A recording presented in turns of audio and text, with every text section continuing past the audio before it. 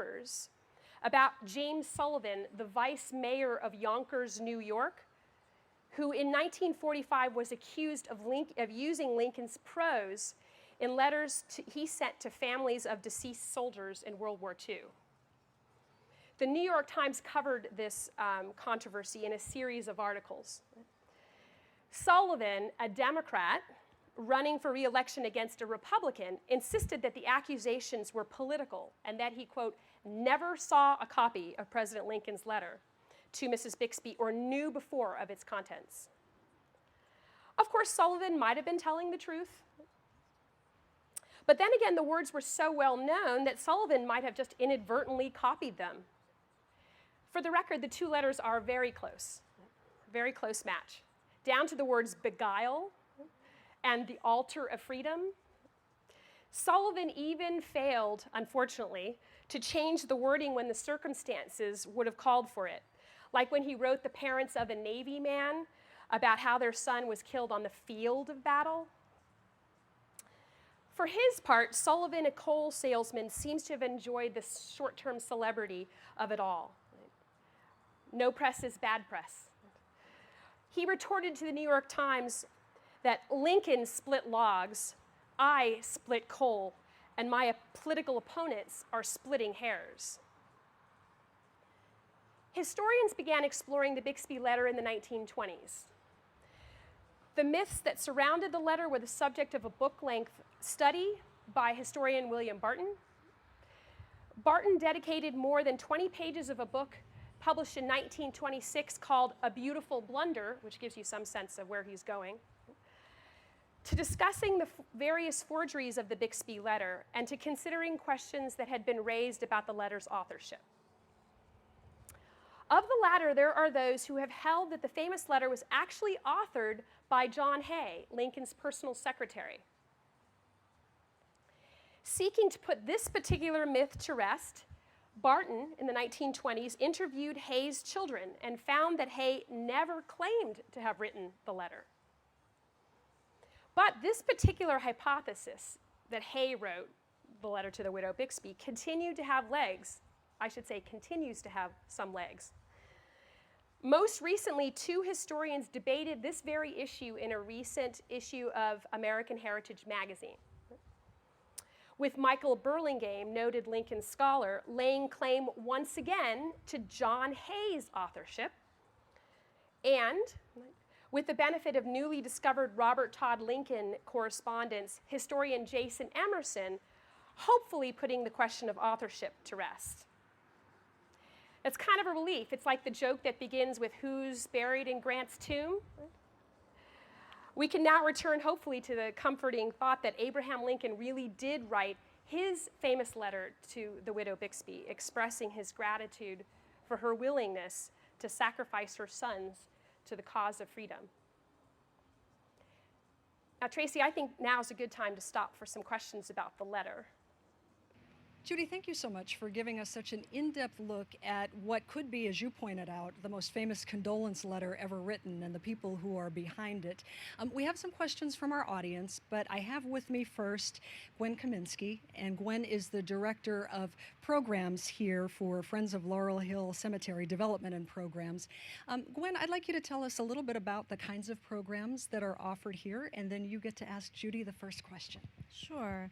Since her founding in 1836, Laurel Hill Cemetery has been for Philadelphians, for families, and for visitors from afar so much more than just a cemetery. We are a park, a garden, a lesson in art, a cultural repository, and the final resting place of countless visionaries who shaped the future of our nation. Today, the site's activities are supported by the Friends of Laurel Hill, a nonprofit organization dedicated to her preservation, promotion, and interpretation. This year, we proudly celebrate Laurel Hill's 175th anniversary. Judy, my question for you. There is a popular adage that construes death as the great equalizer, and yet the poor common soldier rarely received a send-off equal to that of his higher-ranking or more affluent brethren.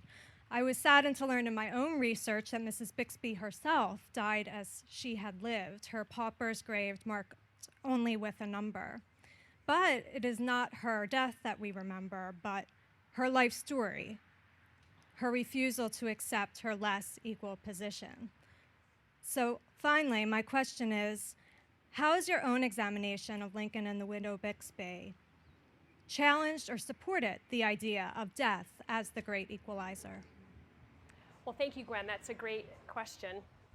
And there seems to be a couple of different ways you can answer that. I'd say if we look around us here at Laurel Hill Cemetery, we see, lovely mausoleums and amazing sort of, statues erected to people who lived in Philadelphia who came from means, right? Whose families had the means to buy the plot and then to inter them here.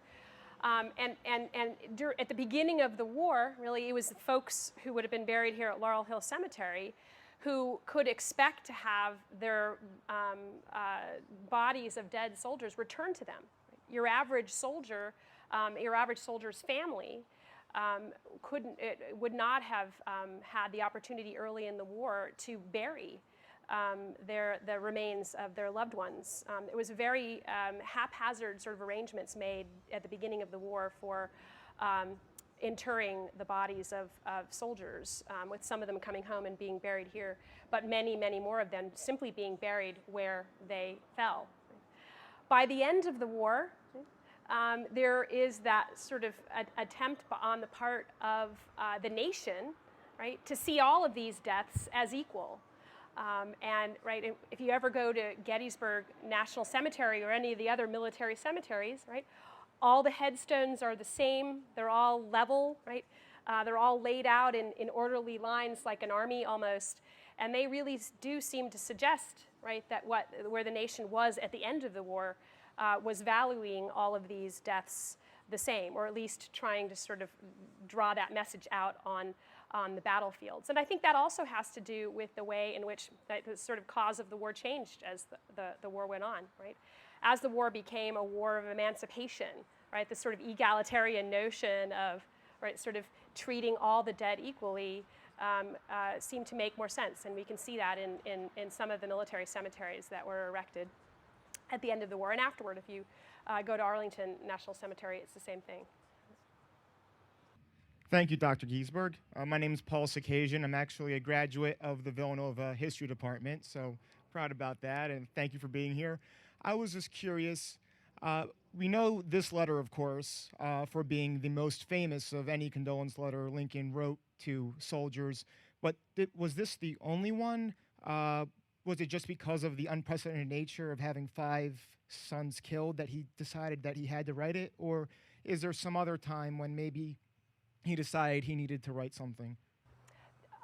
Lincoln was known for writing his constituents and sort of taking that opportunity, sometimes very much to the frustration of those who worked with him, right? To sort of taking the time to write a letter like this is something that seems extraordinary to us, of a sitting president in the midst of a war like this. But he did write personal letters like this to people who otherwise wouldn't have sort of shown up in the historical record.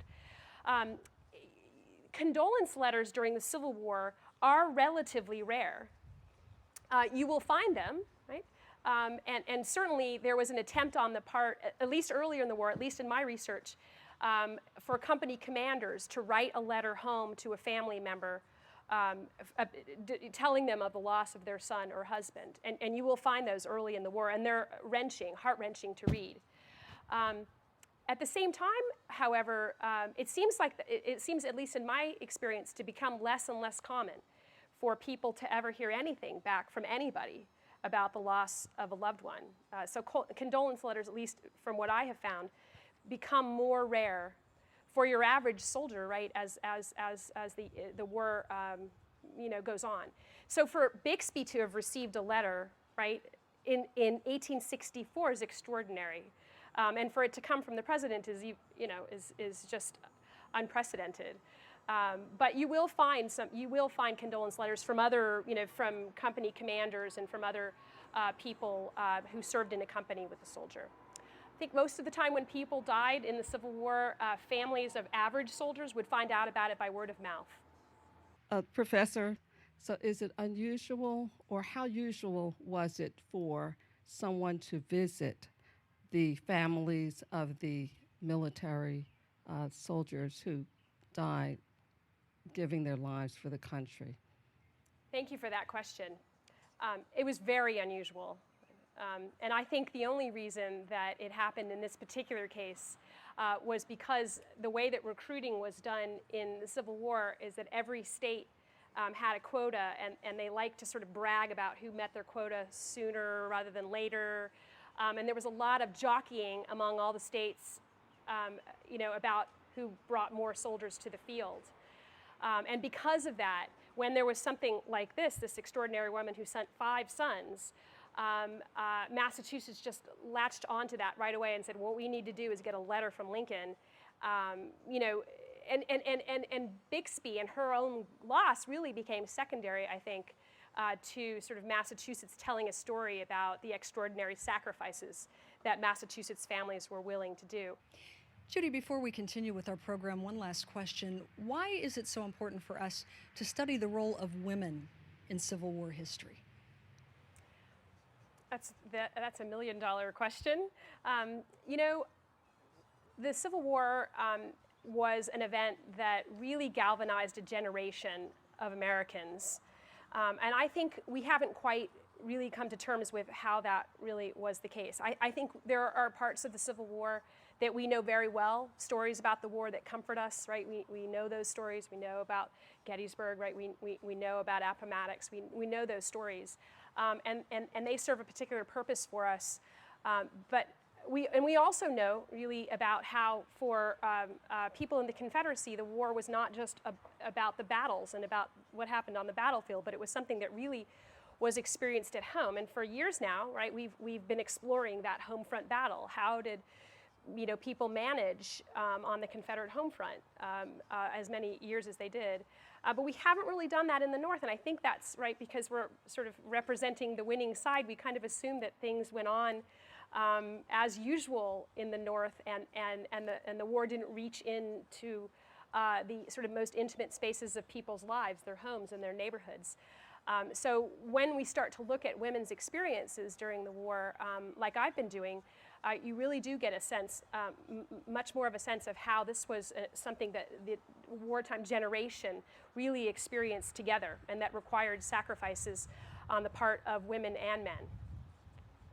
Thank you so much, Judy. You have really helped us to think differently about Civil War history, and there is much more where that came from. In fact, Judy's got more to tell us about Lincoln and the widow Bixby, so let's welcome her back.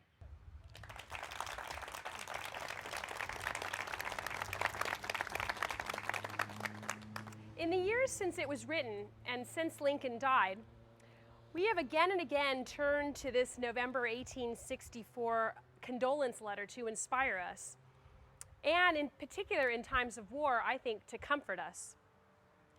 We hope to find in the words of a great humanitarian like Lincoln some wisdom about death that has escaped the rest of us, some way to be sure that the causes we fight for are worthy.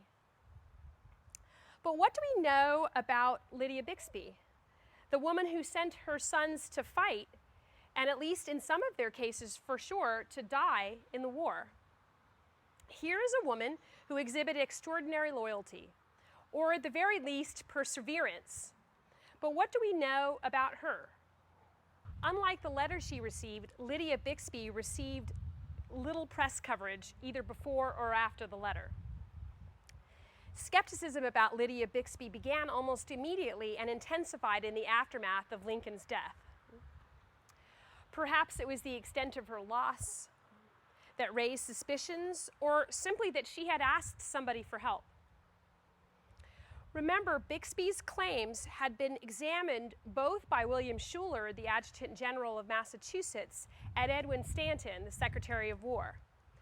Nevertheless, as soon as the news of the letter was published in Boston, Bixby's middle class and wealthy neighbors balked at the attention she had received. As a member of a Soldiers' Aid Society, Sarah Wheelwright had provided aid to Bixby immediately following the letter's publication. Later, however, Wheelwright remembered her as a